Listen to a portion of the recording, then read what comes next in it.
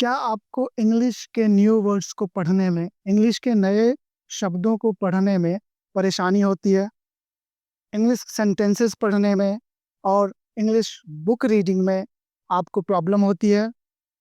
हर नए शब्द को किसी से पूछना पड़ता है कि इसको क्या पढ़ा जाए, कैसे पढ़ा जाए, इसकी प्रोनाउंसिएशन क्या है? क्या आपको इंग्लिश वर्ड का उच्चारण रट-रट कर याद करना पड़ता है? RAT rat, CAT cat, BAT bat, इस तरीके से पढ़ना पड़ता है? और हर न्यू वर्ड जब आपके सामने आता है तो किसी ना किसी से पूछना पड़ता है कि ये वर्ड का उच्चारण क्या है, मतलब प्रोनाउंसिएशन क्या है। फिर उसे आप याद रखते हैं 1 दिन 2 दिन और फिर कुछ दिनों के बाद भूल जाते हैं। और कभी-कभी ये भी कन्फ्यूजन बना रहता है कि जिसने आपको ये प्रोनाउंसिएशन मतलब उच्चारण बताया है, क्या उसने सही बताया है? तो ये सारी परेशानियाँ आपके साथ इसलिए हो रही है क्योंकि जब आप इंग्लिश सीख रहे थे, इंग्लिश इंग्लिश सीखने की शुरुआत कहाँ से होती है? जब आप ABC पढ़ना बोलना सीखते हैं, वहाँ से। तो वहाँ से इस इंग्लिश अल्फ़ाबेट तो आपने पढ़ लिया, सीख लिया, लेकिन उसके बाद के एक बहुत ही इम्पोर्टेंट पार्ट को मिस कर दिया आपने। आपके साथ बेईमानी हो गई, कहने का मतलब है। या तो आपको आपके टीचर ने नहीं बताया उस समय, जिस टीचर से आप इंग्लिश पढ़ रहे थे, सीख रहे थे, या तो फिर आपने उस चीज़ को पढ़ा नहीं, उसका इम्पोर्टेंस नहीं समझा। आपने सोचा कि ये एवें ही है, ऐसे ही है, जाने दो, क्या पढ़ने की ज़रूरत है, पढ़ा-पढ़ाया खरीद लेंगे, हैं? ऐसा सोचा होगा आपने। तो 2 सिनेरियो है, इन दोनों सिनेरियो में आपने या तो आपके साथ बेईमानी हुई या फिर आपने खुद के साथ बेईमानी कर ली, ठीक है? जिसकी वजह से आप इंग्लिश के किसी भी नए वर्ड को इंडिपेंडेंटली मतलब खुद ही नहीं पढ़ पाते हैं, आपको किसी ना किसी की हेल्प लेनी पड़ती है। होता क्या है? अब थोड़ी-सी मैं बात कर लेता हूँ कि आप हिंदी कैसे सीखते हैं। इससे आपको कॉन्सेप्ट क्लियर हो जाएगा कि आपके साथ बेईमानी कहाँ हुई है या आपने खुद के साथ बेईमानी कहाँ की। जब आप हिंदी सीखते हैं तो सबसे पहले क्या सीखते हैं? हिंदी वर्णमाला, जो कि है अ से लेके ह तक। कितने होते हैं? 52, 52, ठीक है?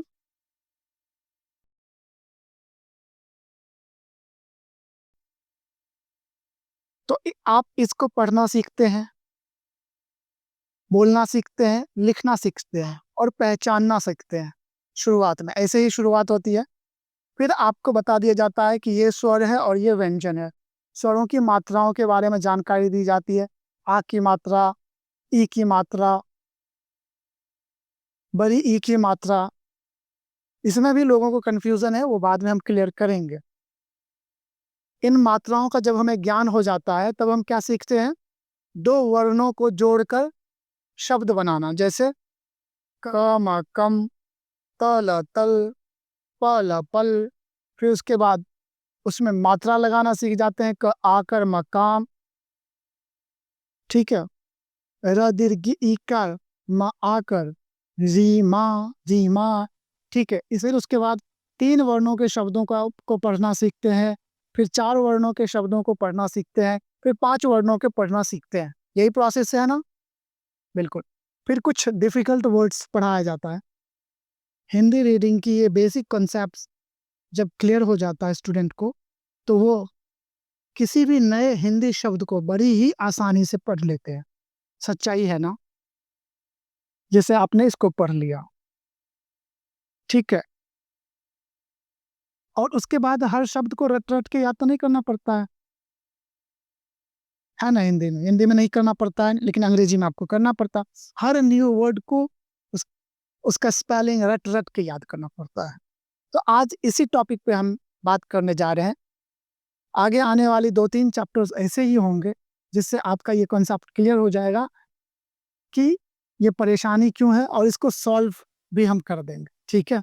जैसे किसी बिल्डिंग का निर्माण हो रहा होता है, तो उसका सबसे इम्पोर्टेंट पार्ट क्या होता है? नींव, फाउंडेशन। वो जितना मजबूत बनाया जाएगा, फाउंडेशन जितना मजबूत होगा, मकान उतना ही मजबूत बनाया जा सकता है, उतने ऊँचाई तक बनाई जा सकती है, ठीक है? तो समस्या कहाँ है? तो इंग्लिश जब हमें इंग्लिश सिखाया जा रहा होता है या हम जब सीखते हैं, तो हमें इंग्लिश अल्फ़ाबेट सबसे पहले सिखाया जाता है, ए से लेके ज़ेड तक। इसमें भी लोग उच्चारण में गलत करते हैं, इसके लिए मैंने एक सेपरेट वीडियो से पहले बना रखा है, आप उसको देखिए। थोड़ा सा बोरिंग है, लेकिन आप देखेंगे तो आप ए से लेके जेड तक के सभी लेटर्स को करेक्टली प्रोनाउंस करना, बोलना सीख लेंगे। वो उनके नाम है, ए से लेके जेड तक, ए बी सी डी, ये जो है ये इन लेटर्स के नाम है। जैसे हिंदी में अ, क, ख, ये क्या इनके नाम है।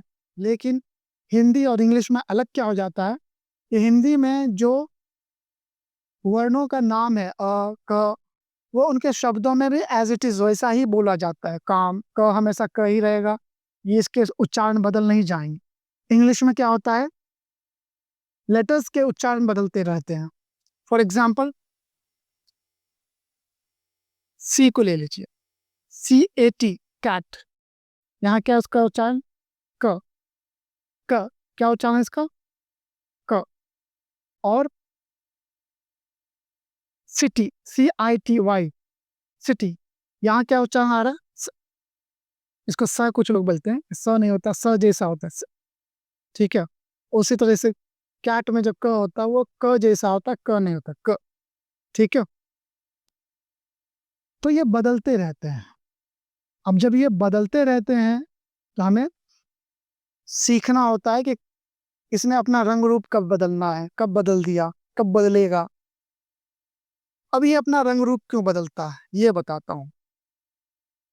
या यूं कहिए कि आपके साथ बेईमानी कैसे कर लेता है, या ट्रिक कैसे प्ले कर लेता है ये इंग्लिश के अल्फाबेट्स। हिंदी में 52 लेटर्स हैं, मतलब हिंदी में 52 वर्ण है, और 52 वर्णों की अपनी साउंड्स, उच्चारण है। तो उनको जब भी बोला लिखा पढ़ा जाता है तो वो अपने साउंड से ही निकालते हैं। अ हमेशा अ ही कहेगा, क हमेशा क का ही उच्चारण करेगा, ख हमेशा ख का ही उच्चारण करेगा। लेकिन इंग्लिश के मामले में समस्या यहाँ आ जाती है कि मात्र 26 इनकी संख्या है लेटर्स की। अब इतनी बड़ी इंग्लिश की डिक्शनरी होती है, और मतलब इतने सारे वर्ड्स होते हैं इंग्लिश के, और उसका दारोमदार आपने मात्र 26 बेचारे लेटर्स को दे रखा है। तो क्या होगा, वो आपके साथ ट्रिक प्ले करेगा, वो खेलेगा।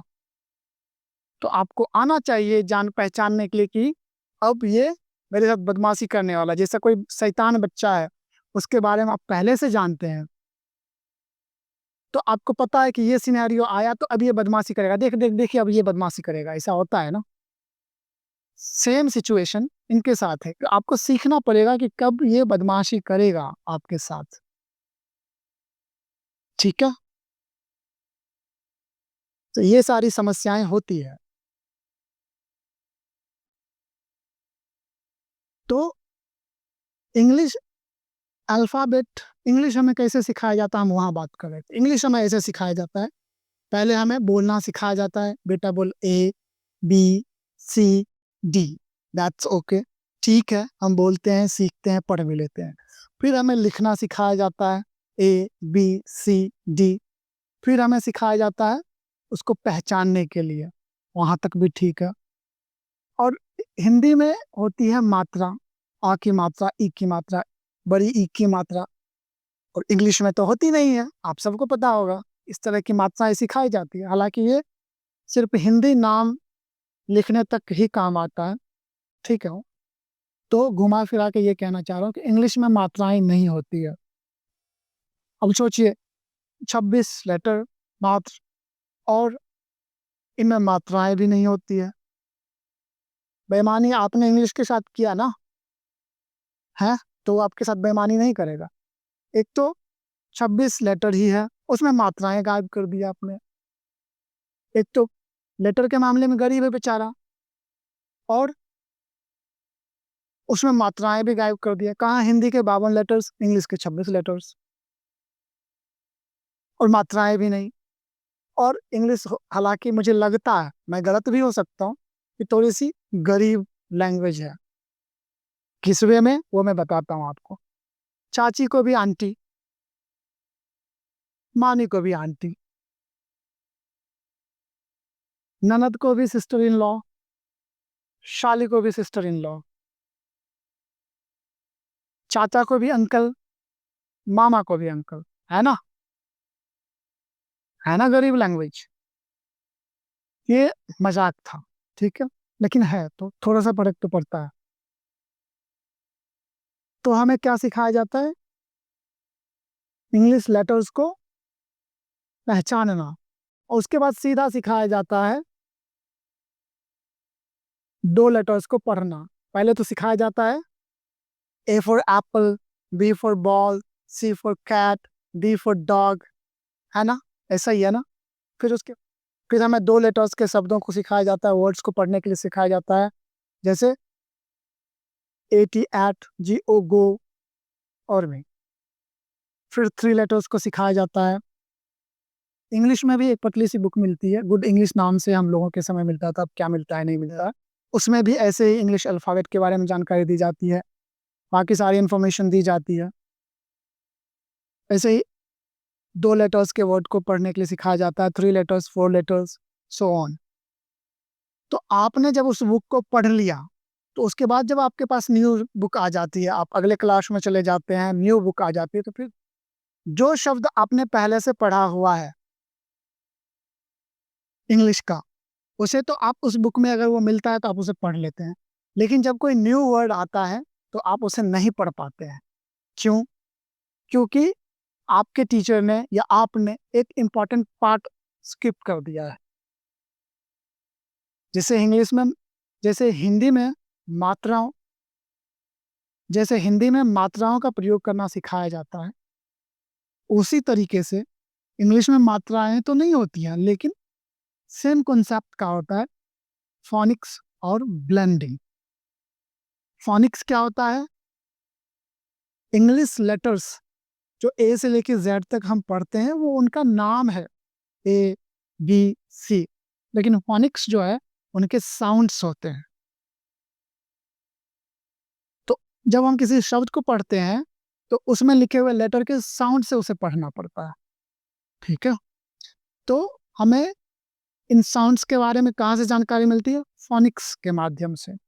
और फिर उसके बाद का कॉन्सेप्ट है ब्लेंडिंग, जिसमें सिखाया जाता है कि एक लेटर दूसरे लेटर से जुड़ के क्या साउंड बनाएगा, क्या क्या शब्द बनाएगा, क्या वर्ड बनाएगा। तो फोनिक्स और ब्लेंडिंग अगर आपने स्किप कर दिया, तो आप कितना भी मेहनत कर लीजिए इंग्लिश में, कुछ भी कर लीजिए, आपको एक एक शब्द का वर्ड मीनिंग रट रट कर याद करना पड़ेगा, वो भी कुछ दिनों के बाद भूल जाइएगा। है ना? बड़ी दिक्कत वाली बात। तो सॉल्यूशन मैं दे रहा हूँ। तो फोनिक्स क्या होता है? इंग्लिश लेटर्स के साउंड्स। अब देखिए, इंग्लिश में लेटर्स कितने होते हैं? 26, 26 लेटर होते हैं। और इसके साउंड कितने होते हैं? 44। अब अब 26 लोग मिलके 44 काम करेंगे तो उनके काम बदलेंगे ना, समय समय पर, है ना? तो 44 साउंड्स बनाते हैं, ये 26 है, और 26 मिलके कितने साउंड बनाते हैं? 44, 44। इंग्लिश में वाउल कितने होते हैं? 5 होते हैं, ए, ई, आई, ओ, यू। क्लियर? लेकिन वॉल साउंड्स कितने होते हैं? 20। 5 स्वर होते हैं, 5 वॉल्स होते हैं, लेकिन साउंड्स होते हैं 20। तो कंफ्यूजन तो बना रहेगा ना, जब इसके बारे में आप नहीं पढ़िएगा, नहीं सीखिएगा, नहीं जानिएगा। 20 ये हो गया, बाकी के 24 साउंड हो गए कॉन्सोनेंट के। ठीक है? तो जब इनको क्लियर कर लीजिएगा, तो थोड़ा बहुत तो आपको यहीं से समझ में आने लगेगा कि आपके साथ ट्रिक कहाँ प्ले हुआ, कैसे ये प्ले करता है ट्रिक, क्यों आप इंग्लिश के नए शब्दों को नहीं पढ़ पाते हैं। और जब आप ब्लेंडिंग सीख लीजिएगा, तो आपको ये कॉन्सेप्ट क्लियर हो जाएगा। तो आज हम डिस्कस कर लेते हैं इंग्लिश लेटर्स के बेसिक साउंड्स के बारे में, ताकि आपको कॉन्सेप्ट थोड़ा बहुत क्लियर हो जाए। ठीक है? डिटेल में हम आगे डिस्कस करेंगे। पहला लेटर है ए। इसका साउंड होता है ए। क्या होता है? ए। जैसे Apple, APPLE, Apple, Apple, Apple. Clear है? तो इसका साउंड होता है ए। ए इसका नाम है और इसका साउंड है ए। उसके बाद है बी। बी का साउंड होता है ब से डिनोट किया जाता है, ठीक है, लेकिन यह ब नहीं है, यह ब। क्या है? ब। पूरा ब नहीं बोलेंगे, ब जैसा लेकिन ब नहीं, कहते हैं ना, ये ब जैसा है लेकिन ब नहीं है। ब। ब जैसा है लेकिन ब नहीं है, क्या ये? ब। जैसे बैट, BAT क्या हो गया? ब ए ट, क्या हुआ? बैट। क्लियर है? ब ए ट, बैट, BAT। हमें कैसे पढ़ाया जाता है? BAT, bat. लेकिन ये कैसे होता है? ब ए ट, बैट। क्लियर हो रहा है? सी। सी कहीं बन जाता है क, जैसे कैट, वैसे क नहीं होता, ये अभी हम बात करेंगे क्या होता है। और कहीं बन जाता है स, जैसे सिटी, स नहीं होता, लेकिन अभी मैं आपको बता रहा हूँ, मान के चलो स होता है। अभी डिस्कस करेंगे, बस अभी डिस्कस करेंगे। तो कहीं ये हो रहा है क, कहीं हो रहा है स। कैट में क हो रहा है, सिटी में स हो रहा है। ना ये क है ना स है, लेकिन दो साउंड्स आ रहे हैं इसके। ठीक है, क्या है मैं अभी बता देता हूँ आपको। सी का उच्चारण होता है क, क नहीं, क। क का थोड़ा सा पार्ट क जैसा, लेकिन क नहीं, क। जैसे CAT, कैट। तो सी का साउंड हुआ क, ए का साउंड हमने बता ही रखा ए, और टी का ट। तो क्या हो गया? सी क, तो क्या हो गया? सी क ए ट, क एट, क एट, क एट, कैट बना। इंटरेस्टिंग है ना? ऐसा इंटरेस्टिंग रहेगा ये। क एट, क एट, कैट। क्लियर है ना? हमें कैसे पढ़ाया जाता है? CAT, cat.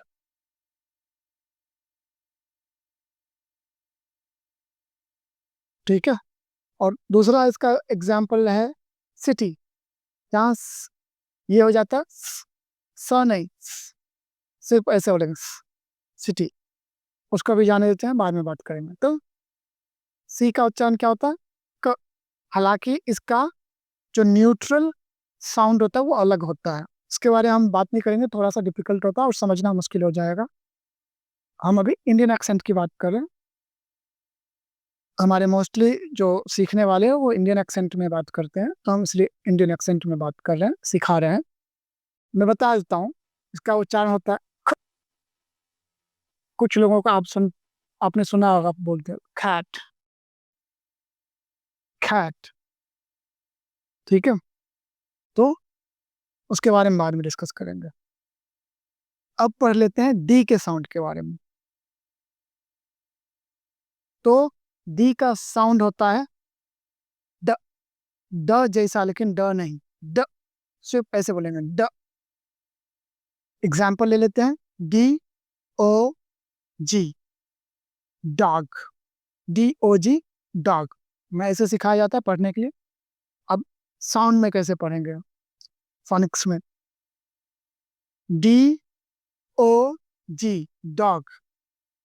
डी का ड, ओ का ओ, जी का ग, ड ओ ग, डॉग।